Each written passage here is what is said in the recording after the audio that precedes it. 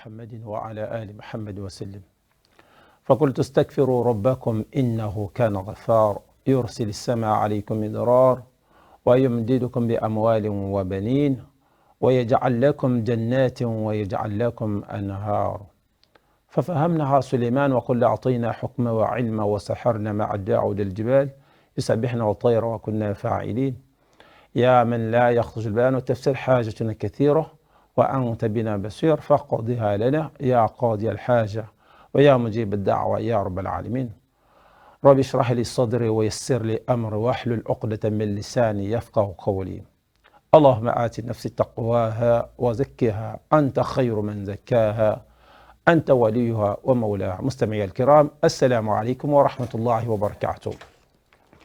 Au nom d'Allah, le tout miséricordieux, le très miséricordieux, priez et salut sur le saint prophète Mohammed sallallahu alayhi wa sallam, sa famille, ses fidèles compagnons et tous ceux qui suivront ses pas jusqu'au jour de la résurrection. Amin. J'atteste qu'il n'y a de Dieu hormis Allah que Mohammed sallallahu alayhi wa sallam est son envoyé et son messager. Paix et salut sur le saint prophète, celui par qui nous avons connu la voie de la lumière, din l'islam, din salam. Nous ne pouvons que glorifier Allah subhanahu wa ta'ala pour tous ses bienfaits sur nous, lui qui nous a accordé le souffle de vie et qui nous compte ou qui nous a compté parmi ceux-là parmi les vivants. Nous ne pouvons que lui rendre grâce et lui demander de parfaire cette miséricorde, cette grâce sur nous. Combien sont-ils ceux avec qui nous étions sur terre il y a de cela quelques jours, quelques heures, quelques semaines, quelques mois, et qui aujourd'hui sont déjà sur terre. Nous, qu'avions-nous fait à Allah subhanahu wa ta'ala? Absolument rien, si ce n'est que sa grâce qui a été parfaite sur nous. La dernière fois, nous avons parlé de la janaza, communément appelée la prière funéraire ou la prière mortuaire. La janaza, nous avons apporté un peu plus de détails sur comment est-ce qu'elle se fait, la janaza. Aujourd'hui, on parlera de l'enterrement, puisque après le lavage du cadavre, après le lavage du mort musulman, ce qui reste à faire, c'est l'enterrement. Il faut l'enterrer. Il faut l'enterrer. Avant d'aller dans le vif du sujet, il y a un hadith du prophète Mohammed sallallahu alayhi wa sallam dans lequel le prophète Mohammed nous fait savoir que les droits du musulman pour son frère musulman sont au nombre de 6, 7 selon certaines versions des hadiths. Et le prophète Mohammed sallallahu alayhi wa sallam qui nous dit lorsque tu le croises, c'est de ton devoir de le saluer. Donc quand le musulman rencontre son frère musulman, il faut le saluer. Le prophète a cité un certain nombre de choses, entre autres, quand il te demande des conseils, donne-lui de très bons conseils. Quand il t'invite, réponds à son invitation. Quand il éternue et dit Alhamdulillah, c'est-à-dire qu'il loue Allah, souhaite-lui la miséricorde. Quand il est malade, rends-lui visite. Et quand il meurt, suivre son cortège funèbre. Alors lorsque le musulman meurt, c'est de son droit et de nous notre devoir d'accompagner la dépouille jusqu'au cimetière. Et justement, parlant de cela, il y a un hadith du prophète Mohammed sallallahu alayhi wa sallam qui dit « Quiconque accompagne la dépouille mortelle depuis la maison mortuaire et reste jusqu'à ce que la prière des morts lui soit faite aura un kira de hasanat, bien sûr. » Et le hadith continue en disant « Celui qui reste jusqu'à l'enterrement aura 2 kira. » Alors les sahaba ont demandé au saint prophète Mohammed sallallahu alayhi wa sallam « Qu'est-ce que les 2 kira ?» Ça signifie quoi, les 2 kira? Au messager d'Allah. Il lui a répondu, c'est comme 2 grandes montagnes. Ce hadith se trouve dans les recueils de Bukhari. C'est-à-dire lorsque le musulman décède et que vous êtes informé, qu'importe ce que vous serez en train de faire, si ce n'est pas aussi important que ça, alors, puisque ce sont ces derniers instants, c'est la dernière fois que la prière funéraire le sera faite, et c'est la dernière fois que ce corps, qu'on pourra voir ce cadavre, il est demandé à ce que l'on s'empresse d'assister à la prière funéraire afin de bénéficier d'un kirat de hasanat, l'équivalent d'une grande montagne de hasanat, de récompense, de bénédiction. Et juste après la prière funéraire, il est demandé également, si le temps le permet, c'est important, d'accompagner la dépouille jusqu'au cimetière pour l'enterrement, afin de pouvoir bénéficier de 2 karats de hasanat, subhanallah. Mais bien avant de rentrer dans le cimetière, il y a toujours des leçons que l'islam, des leçons que le prophète Mohammed sallallahu alayhi wa sallam nous a laissées. L'on n'entre pas dans le cimetière sans avoir récité l'invocation que le saint prophète nous a laissée. Le prophète Mohammed sallallahu alayhi wa sallam nous demande, lorsque quelqu'un parmi vous visite le cimetière, la maison des morts, lorsque quelqu'un parmi vous, ou lorsque vous visitez le cimetière, en rentrant dans le cimetière, répétez cette invocation. Assalamu alaykum ahl ad-diyar min al-mu'minina wal-muslimin. Wa insha Allah bikum lahiqun. Nas'alullah lana wa lakum al-afiya. Voilà, c'est aussi simple. Assalamu alaykum ahl ad-diyar min al-mu'minina wal-muslimin. Père sur vous, ô vous habitants de cet endroit, que vous soyez croyants ou musulmans. Donc les croyants parmi vous et les musulmans parmi vous. Assalamu alaykum ahla diyar min al-mu'minin wal muslimin. Wa insha'Allah bikum lahiqun. Wa insha'Allah bikum lahiqun. Si Dieu le veut, on finira par se joindre à vous. Oui. Nas'alullah lana wa lakum al-afiya. Nous implorons pour vous et pour nous. Nous implorons pour nous et pour vous al-afiya. La santé, la miséricorde. Nous implorons pour vous et pour nous cela. Voilà l'invocation que nous a laissé le saint prophète Mohammed sallallahu alayhi wa sallam. Oui, et dans cette invocation, on nous fait comprendre que Inch'Allah bikum lahiqun. Oui, nous allons les rejoindre un jour, ça c'est clair. N'oublions pas ceux qui sont là, c'est-à-dire ceux qui sont au cimetière. Hier, ils étaient avec nous. Ils étaient de ce côté avec nous. Et demain, c'est nous qui serons avec eux. Inch'Allah, qu'on le veuille ou non, nous allons partir un jour et nous irons les rejoindre. Ce qui fait que quand on rentre dans le cimetière n'est pas un endroit, ce n'est pas un marché où il faut bavarder. Il faut entrer avec crainte. Il faut entrer tout en... C'est-à-dire, il faut rentrer avec la crainte d'Allah subhanahu wa ta'ala et en faisant toutes choses avec respect. Parce que ceux qui sont là, n'oublions pas, c'est des gens plus riches, qui étaient plus riches que nous. C'est des gens qui étaient plus intelligents que nous. C'est des gens qui avaient la connaissance que nous. C'est des gens qu'on dépasse en âge ou qui nous dépassent en âge, etc. Il y a toutes sortes de catégories dedans. Et hier, ils étaient encore avec nous. Demain, c'est nous qui serons avec eux. Donc le prophète Mohammed sallallahu alayhi wa sallam nous exhorte quand même à prier pour eux lorsqu'on leur rend visite. Maintenant, le cadavre qui doit être inhumé, pour ne pas dire le mort musulman qui doit être inhumé, a été ramené au cimetière. Et je suppose que nous avons fait cette invocation une fois rentrés dans le cimetière. Il est demandé, Inch'Allah, que le corps soit introduit à l'extrémité. Donc on ramène le corps dans la tombe à partir de l'extrémité. Et une fois le corps introduit dans la tombe, qu'il soit posé sur son côté droit, le visage tourné vers la Kaaba. Subhanallah. Vous voyez, le mort musulman n'est pas déposé dans la tombe n'importe comment. Il est déposé, mais posé sur son côté droit, hein, le dos correctement contre la tombe, mais posé sur son côté droit et son visage tourné vers la Kaaba. Et celui-là qui veut l'introduire dans la tombe, ou ceux-là qui aimeraient bien l'introduire dans la tombe, doivent dire Bismillah wa ala sunnati rasulillah, ou conformément à la tradition du messager d'Allah. Bismillah, au nom d'Allah, conformément à la sunna ou à la tradition du messager d'Allah. Voilà ce qu'il faut dire en voulant le poser dans la tombe. Maintenant, une fois le mort posé dans la tombe,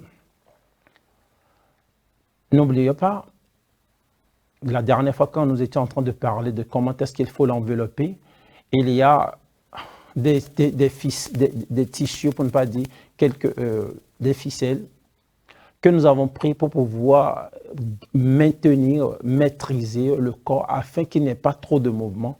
Alors il faut détacher ces bouts de fil-là, il faut les détacher afin que le mort ne soit pas, afin que ce qui avait été mis sur son corps pour pouvoir maintenir l'équilibre, afin que ce corps maintenant trouve bien d'espace dans la tombe, mais toujours posé sur le côté droit, face tournée vers la Qibla.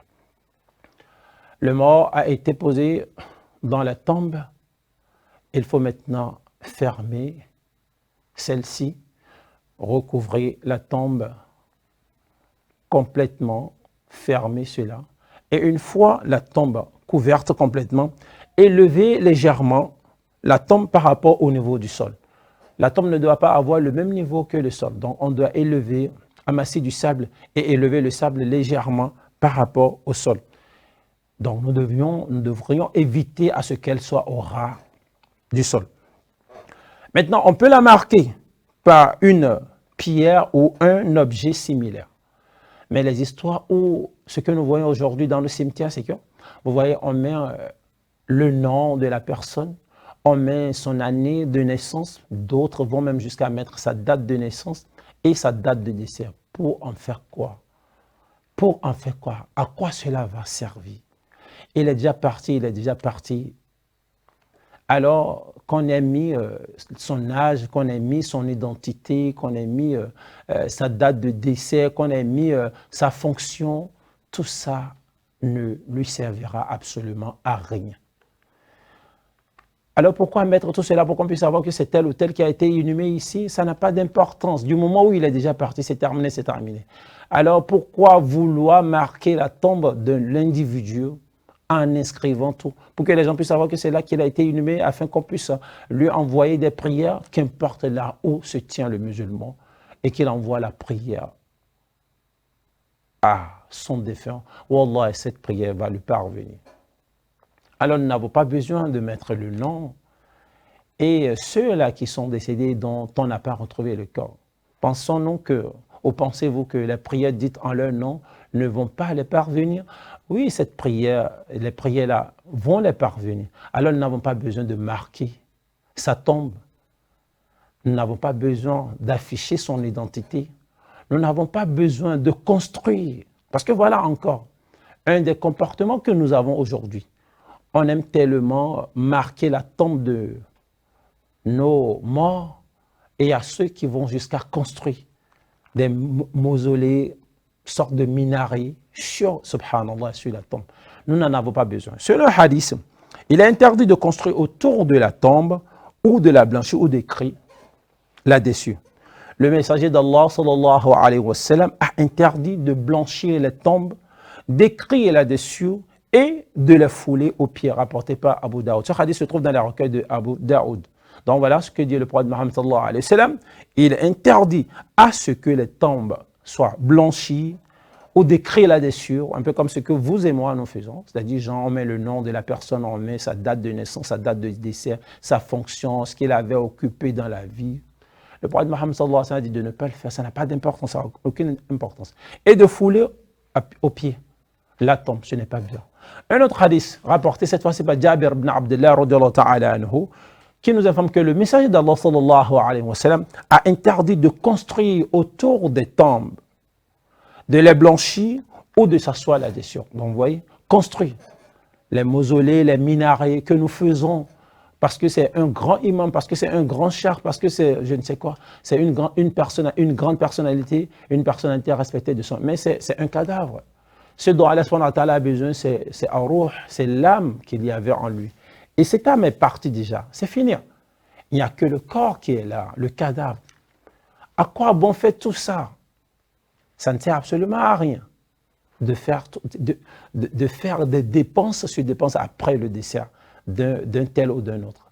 Pendant qu'il était vivant, on aurait pu prendre cet argent, lui apporter les soins nécessaires. On aurait pu prendre cet argent pour lui mettre la joie au cœur.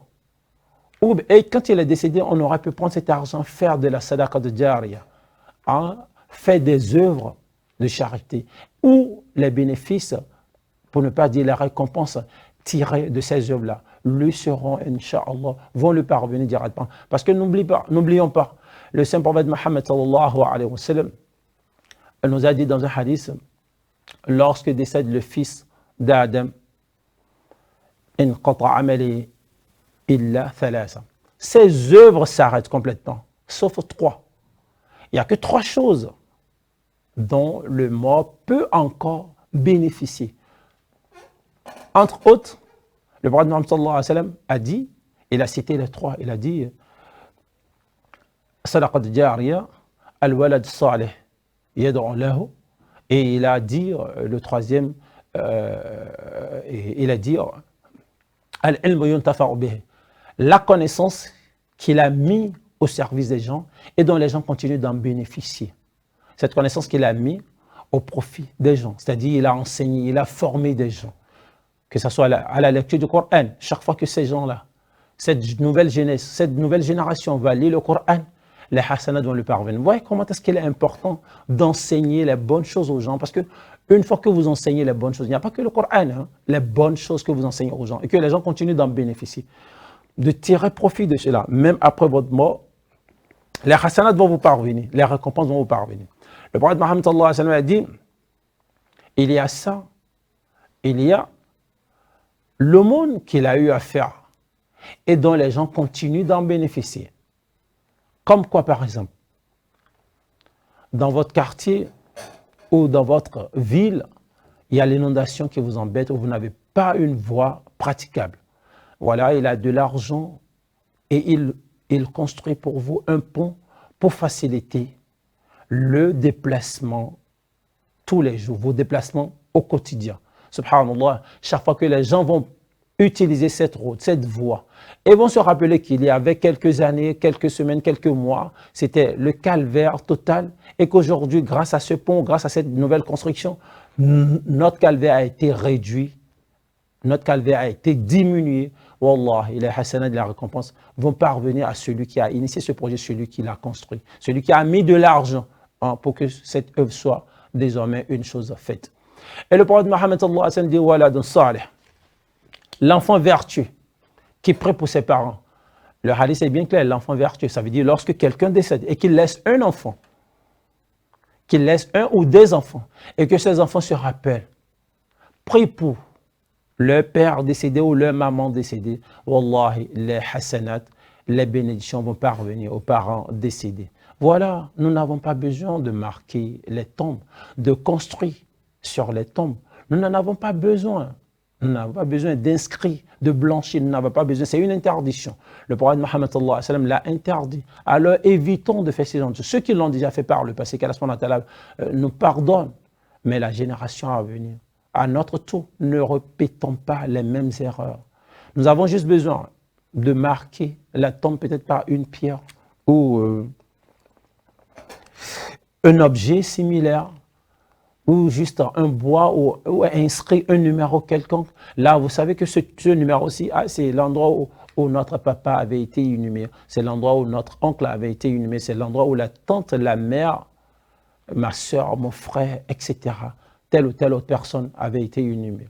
Si c'est que ça vous tient tellement à cœur de savoir là où il a été inhumé, peut-être parce qu'il a des enfants à l'étranger qui aimeraient quand même savoir où repose désormais leur père, d'accord, mais quitte à écrire le nom, à mettre l'identité au complet, ce n'est pas une chose bonne, ce n'est pas ce que nous dit la sunna authentique du prophète Mohammed sallallahu alayhi wa sallam.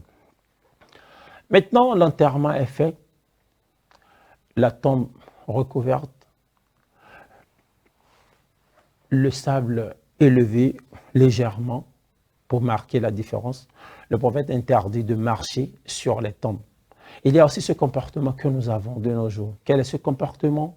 Le bavardage dans les cimetières. C'est à croire qu'aujourd'hui, la mort ne fait plus peur à personne. C'est-à-dire, lorsqu'on rentre dans les cimetières, tu vois les gens en train de bavarder. Il y a d'autres qui se permettent même de prendre leur téléphone portable, de filmer comment est-ce que le corps est déposé dans la tombe, de filmer l'enterrement. Mais on aurait pu prendre ce temps et prier pour celui qui est décédé, parce que ce qu'il est en train de vivre, nous n'avons aucune idée de ce qu'il est en train de vivre. Regardez ce que dit le prophète Mohammed sallallahu alayhi wa sallam. Le prophète dit, implorez le pardon pour votre frère et demandez qu'il soit raffermi car il est en train d'être interrogé. Après l'enterrement, bien sûr, après l'enterrement, il faut se tenir au bord de la tombe pour demander qu'Allah raffermisse le mort et le pardon. Car, selon un hadith rapporté par Ousmane ibn Affan, il a dit, quand le prophète avait fini d'enterrer un mort, il se tenait près de la tombe et disait, implorez le pardon pour votre frère et demandez qu'il soit raffermi, car il est en train d'être interrogé. Oui, la personne est en train d'être interrogée. Nous ne savons même pas ce qu'il est en train de vivre là-bas. Parce que pour certaines personnes, lorsque l'on meurt, c'est terminé, c'est terminé. Non, ce n'est pas ça. Subhanallah. Non.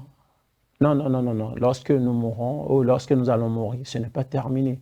Souvenez-vous, au début de cette émission, nous l'avons dit dans la sourate Al-Mulk, Alladhi khalaqa al-mawta wal-hayata.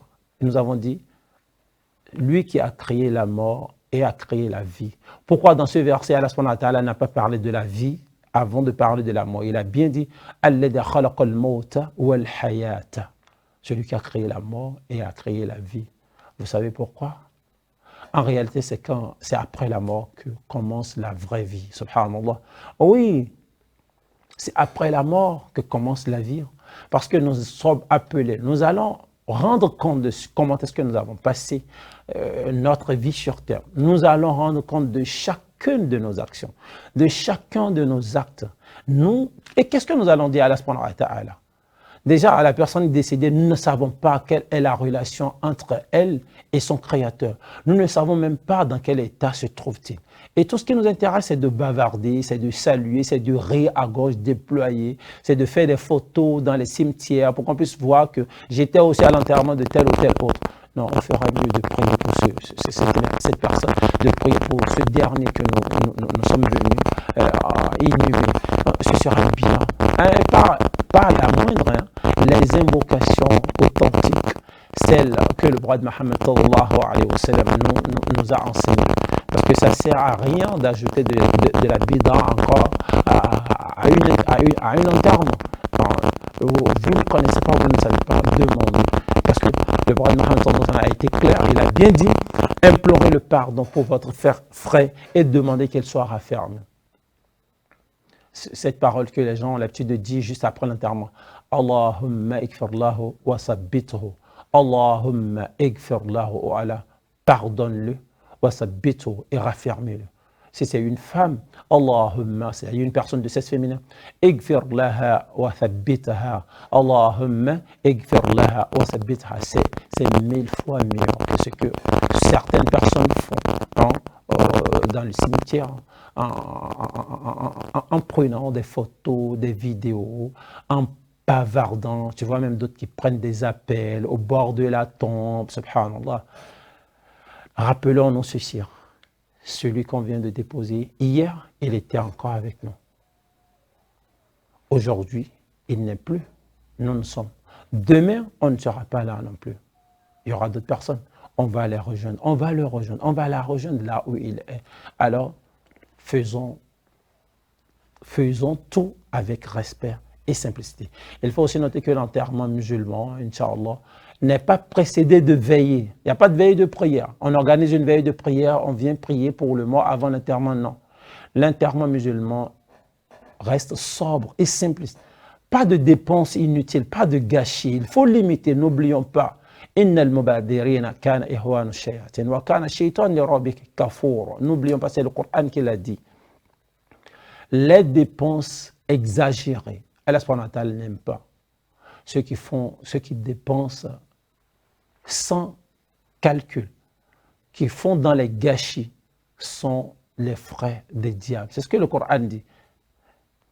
Donc les dépenses où il faut mettre des centaines de mille juste parce qu'on veut enterrer un mort, des millions parce qu'on veut enterrer une personne. Non, on aurait pu prendre l'argent dépensé anarchiquement pour cet enterrement et faire de la sadaqa de Djaria, c'est-à-dire chercher un coin où les gens ont besoin d'un forage.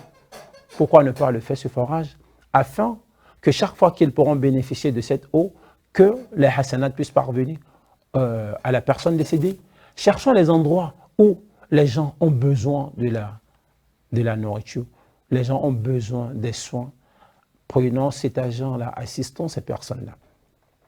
Il faut aussi noter qu'une fois l'enterrement terminé, on doit retourner à la maison. Il faut retourner à la maison.